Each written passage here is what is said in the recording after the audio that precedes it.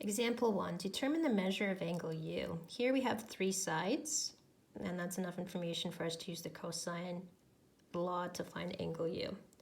First, I'm going to label all the sides. So the 4-unit side is going to be side U, the 2-unit side is side L, and the 3-unit side is side V.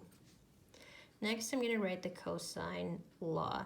Now, since I'm looking for angle U, I'm going to write cos of angle U by itself on the left-hand side. And on the right-hand side, I will have L squared plus V squared minus U squared all over 2LV. Next step is to sub in the values. So for L, I'm subbing in 2, for V, 3, and for U, 4. 2 times 3 times 2.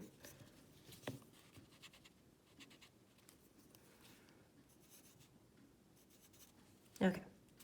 And now we're going to evaluate the numerator and the denominator. So here we have 4 plus 9, which is 13, and then a minus 16, which is negative 3.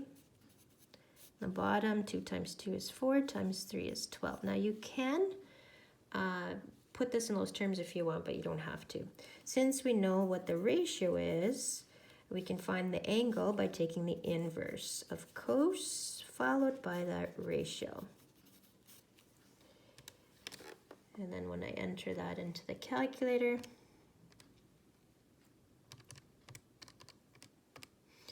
get an answer of 104.48 degrees.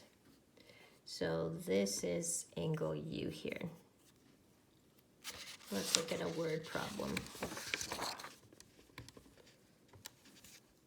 It says 2 airplanes leave an airport at the same time. One travels 710 kilometers and the other 900 kilometers.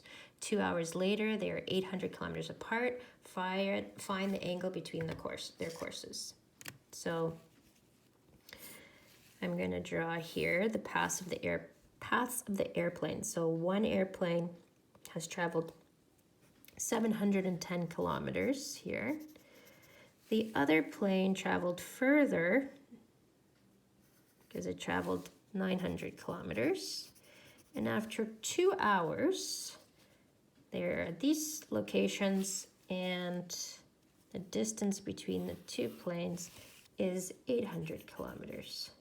And we're asked to find the angle between their 2 courses. And these are the 2 courses here. Okay, so the angle between them is what we're looking for.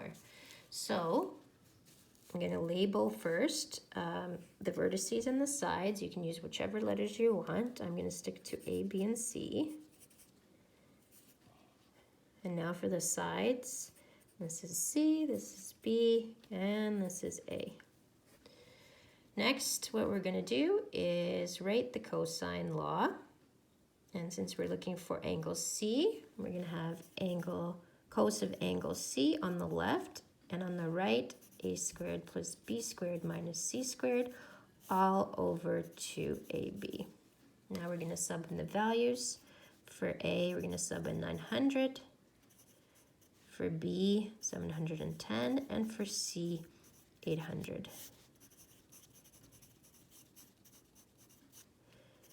Next, I'm going to evaluate the numerator and denominator separately.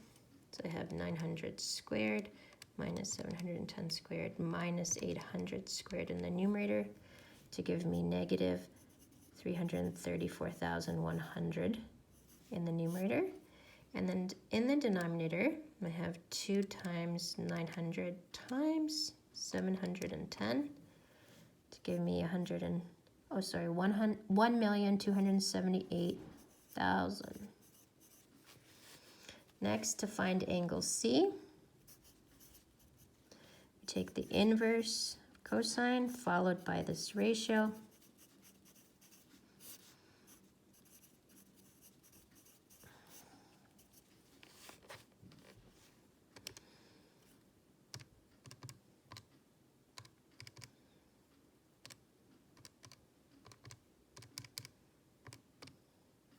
And get an angle of 105.15 degrees.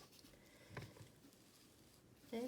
So this angle looks acute, but I didn't draw it to scale because we had no information about the angles. So as a result, this angle is actually obtuse, it's greater than 90. Let's write a therefore statement. Therefore, the angle between the two courses